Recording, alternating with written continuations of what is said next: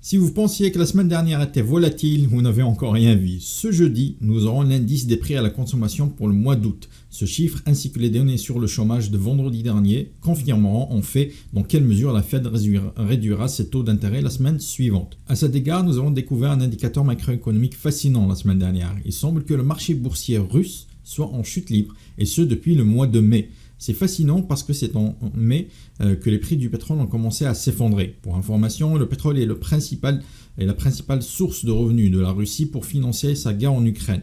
Un effondrement des prix pourrait donc indiquer que le Kremlin est à court de liquidités. Et comme les prix du pétrole continuent de chuter, cela signifie que la Russie pourrait disposer d'un temps limité pour s'emparer d'un maximum de territoire avant d'essayer d'interrompre les combats, ce qui est lié à la principale raison pour laquelle les prix du pétrole chutent, à savoir les progrès significatifs qui auraient été accomplis en vue d'un accord de paix au Moyen-Orient.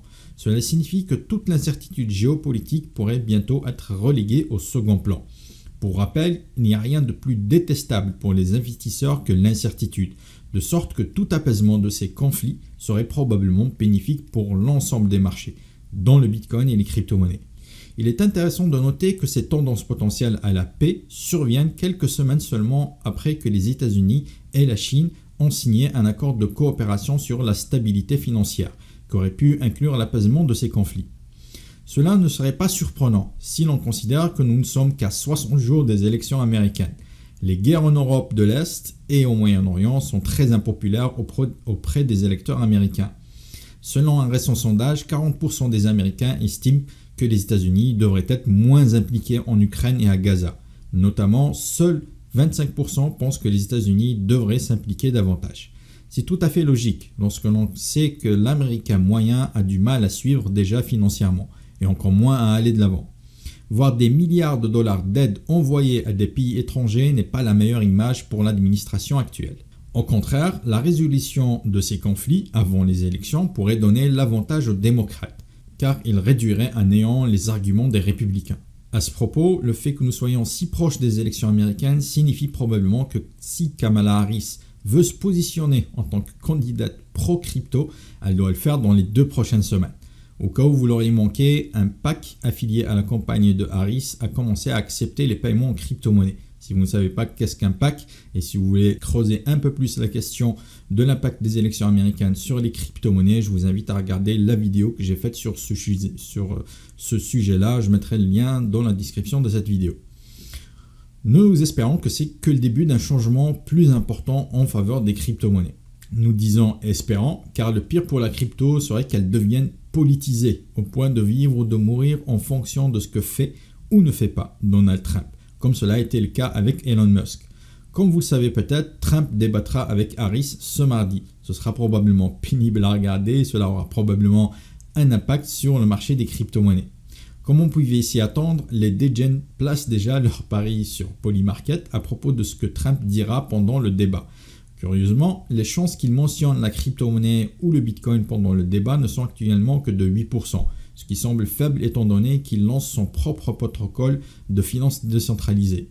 Il est aussi possible que Harris utilise cela comme moyen d'attaque, forçant donc Donald Trump à parler de crypto-monnaie ou de Bitcoin. Mais étant donné le déroulement des débats précédents et les niveaux d'acrimonie émanant des 2 campagnes, il est probable qu'il ne s'agira que d'une série d'insultes personnelles. La politique, l'une des rares choses qui donne à la crypto l'impression d'être saine d'esprit en comparaison. Allez, ça fait suffisamment de politique pour cette vidéo. On va passer à l'analyse du Bitcoin pour cette semaine. On peut voir que le Bitcoin a reculé dernièrement, durant la semaine dernière. Il a touché un point bas vers les 52 500 $ avant de commencer à rebondir, mais il reste toujours dans cette zone basse, dans ce range-là entre les 52 000 et les 56 000 $, que je considère comme une zone encore dangereuse pour les Bitcoins. Tant qu'on est dans cette zone-là, on peut à tout moment casser par le bas et aller chercher les 50 000 $, le point bas ici.